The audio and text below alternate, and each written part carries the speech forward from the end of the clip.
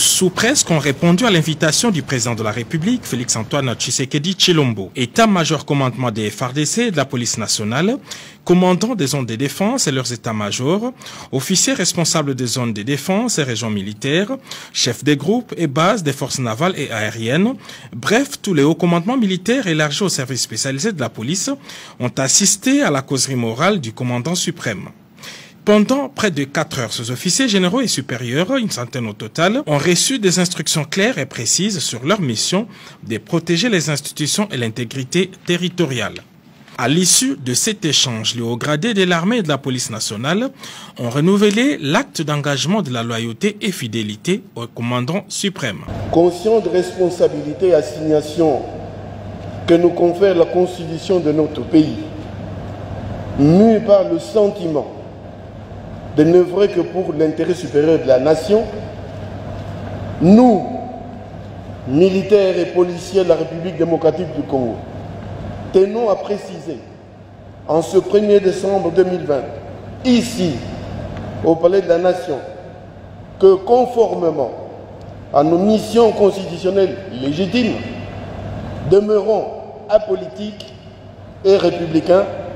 totalement dévoués à la cause Congo. Face aux vicissitudes du moment, restons attachés aux valeurs démocratiques consacrées par l'article 187 de notre Constitution qui stipule que les forces armées et la police nationale congolaise ont pour mission de défendre l'intégrité du territoire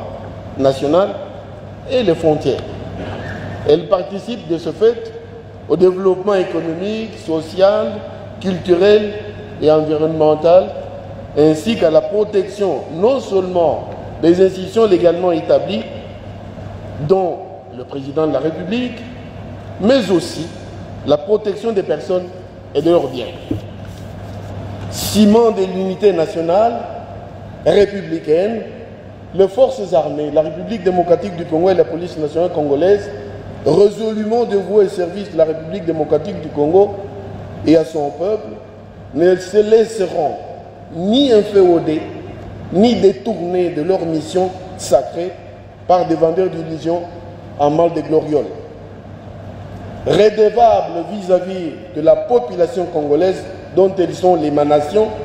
les forces armées et la police nationale congolaise rassurent votre suprême autorité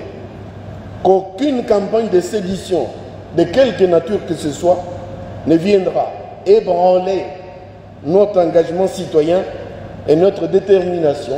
à demeurer apolitique, national et républicain. À cet effet, nous, militaires et policiers de la République démocratique du Congo, saisissons la présente circonstance pour réitérer toute notre fidélité, toute notre loyauté sans faille, ainsi que toute notre disponibilité à œuvrer sous votre guise, Excellence, à l'accomplissement de nos nobles missions jusqu'au sacrifice suprême. Et comme l'indique notre serment, nous ne trahirons jamais le Congo. La causerie morale de ce mardi intervient 5 mois après celle du 11 juillet de cette même année.